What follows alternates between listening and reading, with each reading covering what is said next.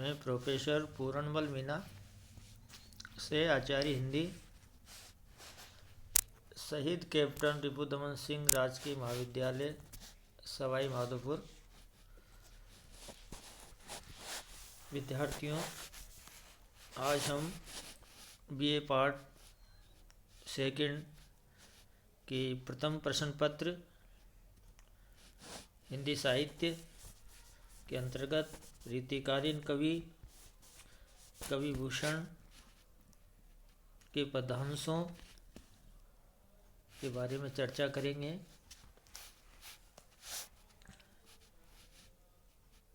कवि भूषण द्वारा रचित काव्य शिवाजी महाराज के शौर्य की गाथा और उनका जो उत्साह है उसका यहाँ पे चित्रण किया गया है। पहला पद्यांश देखिए। तेरे त्रास बेरी बधु पीवत न पानी को पीवत अघाई धाई उठे अकुलाई है। कौं रही बाल कौं कामनी रसाल ते तो बही बेहवाल फिरे भागी बन राई है। शाही के सपूत तुम आलम सुभानु सुनो भूषण बनत तव कीर्ति बनाइए। दिल्ली को तखत तजी नींद खान पान भोग सेवा सेवा बकत से सारी पात साई है। शिवाजी महाराज वीर शिवाजी के पराक्रम के कारण जो शत्रु पक्ष की सेना, उनका नायक में जो बेचैनी और जो आकुलता व्याकुलता का दृश्य दिखाई देता है उसका इसमें वर्णन किया गया है। भूषण कवि कहते हैं कि हे वीर शिरोमणि महाराज शिवाजी, आपका इतना भय है कि जिसके कारण से शत्रु पक्ष की स्त्रियां पानी तक भी नहीं पीती है। यदि पानी पीने का वो प्रयास भी करती है तो वो व्याकुल रहती है और स्वयं की रक्षा के लिए इधर उधर दौड़ती फिरती है। आगे कहा गया है कि शत्रु पक्ष की सेना में बहुत सी स्त्रियां, बहुत सी नारियां अविवाहित भी थी, विवाहित भी थी, कुंवारी भी थी और बहुत सी नारियां बहुत ही सुंदर कामनी के समान दिखाई देती थी। उन स्त्रियों की दशा इस प्रकार से दिखाई गई है कि वो जंगलों में भागती फिरती है। आगे कहते हैं भूषण बनत तव कीर्ति बनाइए। भूषण कवि कहते हैं कि महाराज शिवाजी,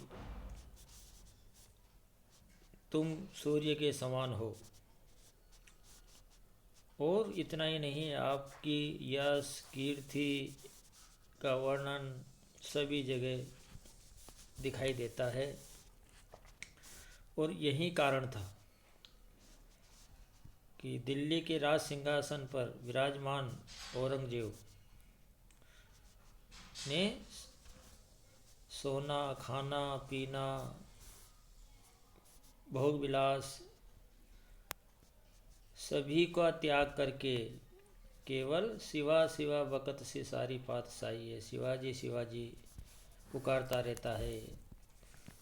और सारी जो बादशाही थी औरंगजेब की, वो आपका नाम का उच्चारण करती नजर आती है। तो यह शत्रु पक्ष की दयनीय स्थिति का वर्णन किया गया है। अनुप्रास है, यमक अलंकार है। अगला है भुज भुज गैस की वे संगनी भुजंगनी सी खोदी खोदी खाती दिए दारुण दलन के। बगथर पाखरनी बीच दसी जात मीन पेरी पार जात परवा जो जलन के। रैया राव चंपति के छत्रसाल महाराज भूषण सकत सके करी बखानत को वलन के। पक्षी पर छीने ऐसे परे पर छीने वीर तेरी बर छीने है खलन के। कितना सुंदर चित्रण कवि भूषण कवि ने महाराज शिवाजी महाराज की वीरता, उनका पराक्रम का यहाँ पे प्रशंसा के रूप में रखा है। कहते हैं भूषण कवि कि चंपत राय के सुपुत्र महाराज छत्रसाल यानी शिवाजी, आपकी जो वर्ची है वो कैसी है? उसकी भुजा रूपी सर्प के समान, सर्पराज की संगनी यानी सर्पणी के समान वो वर्ची का जो रूप है, उसके कारण से शत्रुओं के सहों को जैसे गहराई तक गड्ढे खोद खोद कर जैसे उसमें चली जाती है, उन्हें परेशान करती है। और वो जो वर्ची है शत्रुओं के कवचों को उधेड़ती हुई लोहे की इस प्रकार से उसमें प्रवेश कर जाती है जैसे मछली जल में की धारा को चीर कर चली जाती है। इसी कारण से महाराज शिवाजी की जो वर्ची है सर्पणी के समान है, विषाक्त भी है और उसको मछली की भांति तेज भी बताया गया है। यानी उस वर्ची का इतना प्रभाव है कि उनके प्रहार से शत्रुओं का विनाश तुरंत हो जाता है। आगे कहते हैं भूषण कवि, हे महाराज, आपके शौर्य की गाथा का वर्णन कौन कर सकता है? क्योंकि आपकी वर्ची ने शत्रु पक्ष के बल को छीण शीर्ण कर दिया है। उनके सेनाओं के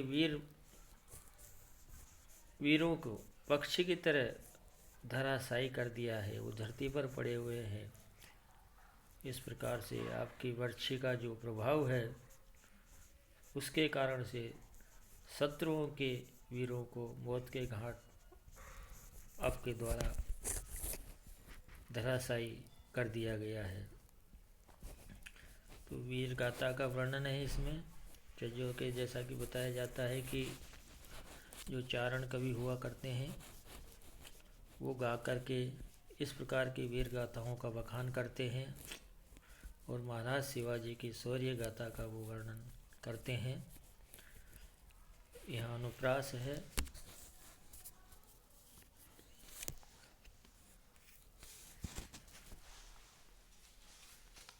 अगला है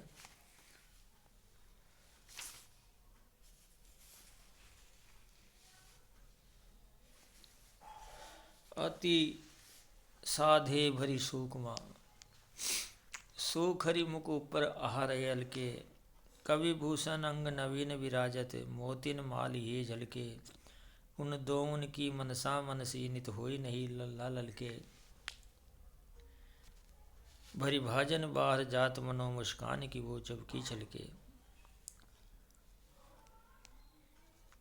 यहाँ पर कवि भूषण ने नायिका के सौंदर्य का यहाँ वर्णन किया है और कहा है कि उन नायिकाओं के अंगों में यौवन की जो सुगंध व्याप्त थी, उनके सुंदर मुख के ऊपर कोमल लठें केस बिखरे हुए थे, नवीन प्रकार की नव यौवन से भरी हुई अंगों की शोभा विराजमान थी।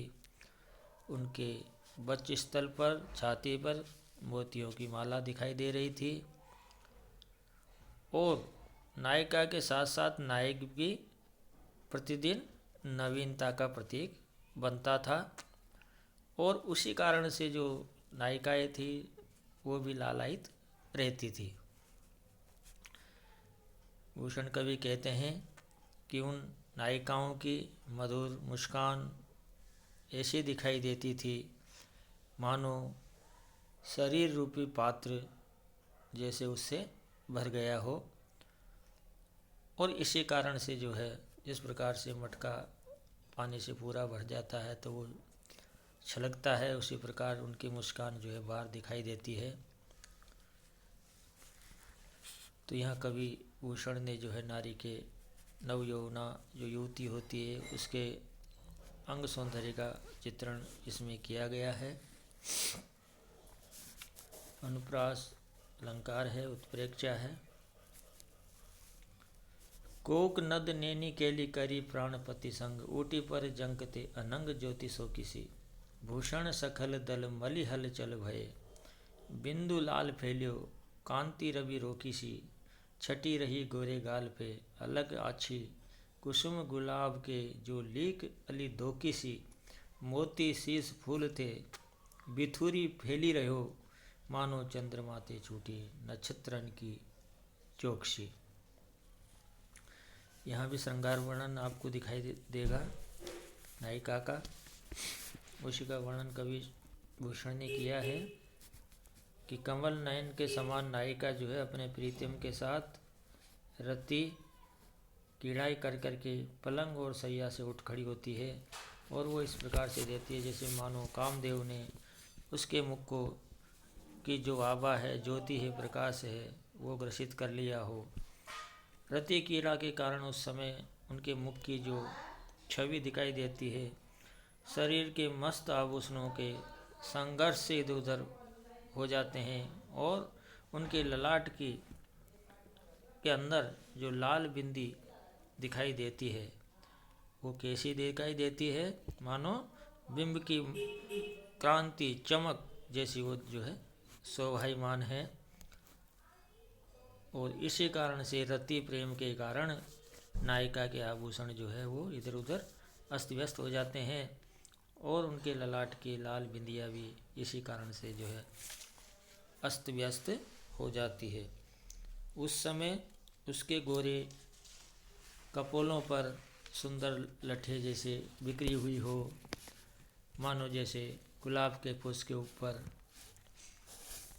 भौरों की दो लड़े लटक रही हो, उनके शीश पुल से टूट टूट कर मोती फैल रहे हो, वो ऐसे लगते थे मानो चंद्रमा ने का जो समूह है वो बिखर गिर रहा हो। कहने का तात्पर्य कि नायिका का जो मुख है चंद्रमा के समान, मोती नक्षत्रों के समान थे और जब मोतियाँ बिखरते हैं तो मानो जैसे नक्षत्रों का समूह धरती पर नीचे आके गिर रहा हो। यह रति प्रेम का चित्रण इसमें किया गया है।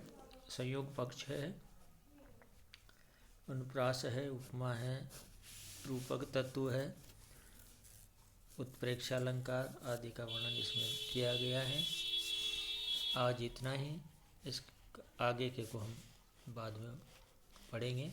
जब तक के लिए नमस्कार।